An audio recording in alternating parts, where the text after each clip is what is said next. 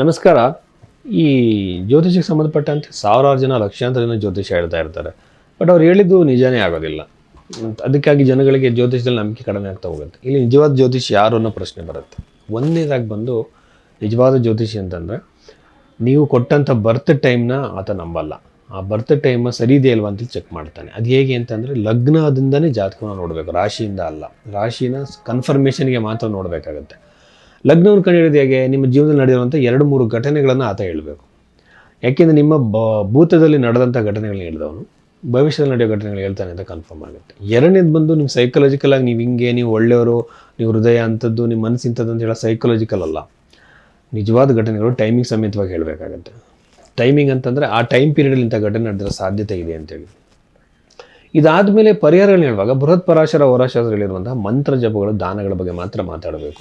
ಕರಂಗುಲಿ ಮಾಲ ಹಾಕ್ಕೊಳ್ಳಿ, GeM stones ಹಾಕ್ಕೊಳ್ಳಿ, ಅಥವಾ ಇನ್ನೊಂದು ಹಾಕ್ಕೊಳ್ಳಿ, ಆಮೇಲೆ ನ್ಯೂಮರಾಲಜಿ ಪ್ರಕಾರ ಹೆಸರು ಚೇಂಜ್ ಮಾಡ್ಕೊಳ್ಳಿ ಅಂತ ಹೇಳೋಂಥವ್ರು ಜ್ಯೋತಿಷರಲ್ಲ. ಅದು ಜ್ಯೋತಿಷಕ್ಕೂ ಅದಕ್ಕೆ ಸಂಬಂಧನೇ ಇಲ್ಲ. ಓಕೆನಾ? ಮತ್ತು ಪರಿಹಾರಗಳಲ್ಲಿ ಕಾಸ್ಟ್ಲಿ ಪರಿಹಾರಗಳಿಗೆ ಈ ಬಡವರಿಗೆ ಏನು ಮಾಡಬೇಕಾಗತ್ತೆ? ಅವರು ದೊಡ್ಡ ದೊಡ್ಡ ಕಾಸ್ಟ್ಲಿ ಪೂಜೆಗಳನ್ನು ಹೇಳಿದ್ರೆ ಮತ್ತು ಅವ್ರಿಗೆ ಪರಿಹಾರನೇ ಇಲ್ವಾ? ಋಷಿಗಳೆಲ್ಲ ಯಾವ ಕಾಸ್ಟ್ಲಿ ಪೂಜೆಗಳನ್ನ ಹೇಳಿಲ್ಲ. ಬೃಹತ್ ಪರಾಶರ ಹೋರಾಶಾಸ್ತ್ರದಲ್ಲಿ ಸಿಂಪಲ್ ರೆಮಿಡೀಸ್ನ ಹೇಳಿದ್ದಾರೆ. ಇದನ್ನು ಸಜೆಸ್ಟ್ ಮಾಡಬೇಕು. ಆಮೇಲೆ ಟೆಕ್ನಿಕಲಾಗಿ ಇನ್ನೂ ತುಂಬ ವಿಚಾರಗಳಲ್ಲಿ ಜ್ಯೋತಿಷನ ತಿಳ್ಕೊಬೋದು. ಬಟ್ ಮಾಮೂಲಿ ಜನಗಳು ಈ ವಿಚಾರದಿಂದ ಈಸಿಯಾಗಿ ಅವ್ರು ತಿಳ್ಕೊಬೋದು, ಅವ್ರ ಕ್ವಾಲಿಫಿಕೇಷನ್ ಏನು ಜ್ಯೋತಿಷರು ಅಂತೇಳಿ.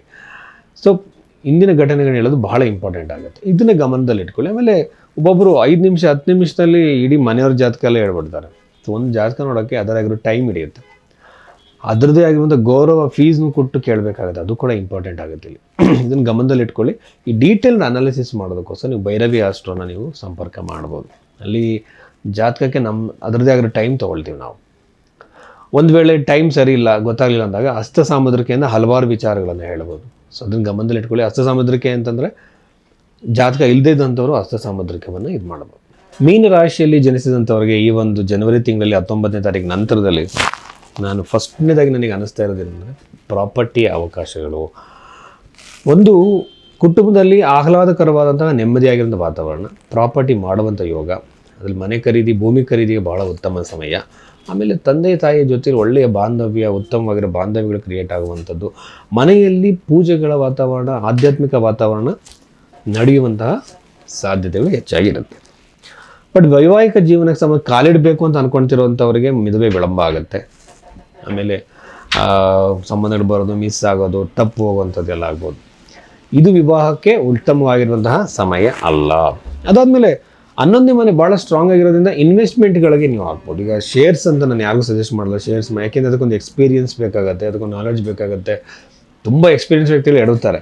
ಏನೋ ಸಡನ್ನಾಗಿ ದುಡ್ಡು ಬಂದು ಅಂತ ಯಾವ ಕಾರಣಕ್ಕೆ ಹೋಗ್ಬಿಡಿ. ರೆಗ್ಯುಲರ್ ಆಗಿ ನಿಮಗೆ ಗೊತ್ತಿರೋ ನೀರಲ್ಲೇ ಈಜಾಡಬೇಕು ಅಂತ ಒಂದು ಗಾದೆ ಇದೆ. ಆ ಥರ ಗೊತ್ತಿರೋ ಜಾಗದಲ್ಲಿ, ಗೊತ್ತಿರೋ ಪ್ಲೇಸ್, ಬಿಸ್ನೆಸ್ನೇ ನೀವು ಮಾಡಿ.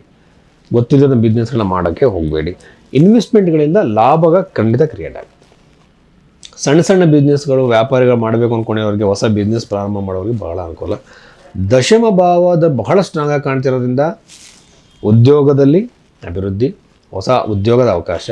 ಕೆಲವರು ಈಗ ಇಂಟರ್ವ್ಯೂಸ್ ಕೊಟ್ಟಿರ್ತಾರೆ. ಆ ಇಂಟರ್ವ್ಯೂಸಲ್ಲಿ ತುಂಬ ಪ್ರೋಗ್ರೆಸ್ ಕಾಣಿಸುತ್ತೆ. ಕೆಲವರು ಡಿಲೇ ಆಗಿಬಿಟ್ಟಿರುತ್ತೆ, ಜಾಬ್ ಸಿಗ್ಬೋದು. ಆ ಥರ ಅವಕಾಶಗಳು. ಗೌರ್ಮೆಂಟ್ ಜಾಬ್ಗೆ ಪ್ರಯತ್ನ ಮಾಡ್ತಿರೋಂಥವ್ರಿಗೆ ಒಳ್ಳೆಯ ಅವಕಾಶ ಬರುತ್ತೆ. ಹೈಯರ್ ಎಜುಕೇಷನ್ ಮಾಡಬೇಕು ಅಂತಿರೋರಿಗೆ ಒಳ್ಳೆಯ ಅವಕಾಶ ಇದೆ. ಅದಾದಮೇಲೆ ಸಾಲದ ಸಮಸ್ಯೆ ಇರುವಂಥವ್ರು, ನಾನು ಯೂಶ್ವಲಾಗಿ ಹೇಳ್ತೀನಿ, ಸಾಲದ ಬಾಧೆ ಇರುವಂಥವ್ರು ಅದನ್ನ ಹೊರಗಡೆ ಬರೋಕ್ಕೆ ಮ್ಯಾಜಿಕಲಾಗಿ ಯಾವುದೇ ಪೂಜೆ, ಹೋಮ ಯಾವುದೂ ಇಲ್ಲ. ಫೈನಾನ್ಷಿಯಲ್ ಡಿಸಿಪ್ಲಿನು, ಸೆಲ್ಫ್ ಕಂಟ್ರೋಲು, ಉಳಿತಾಯ ಮಾಡಿ ಅದನ್ನ ಸೇವಿಂಗ್ಸ್ ಮಾಡಿ ಆಮೇಲೆ ಸಾಲ ತೀರಿಸ್ಬೇಕು.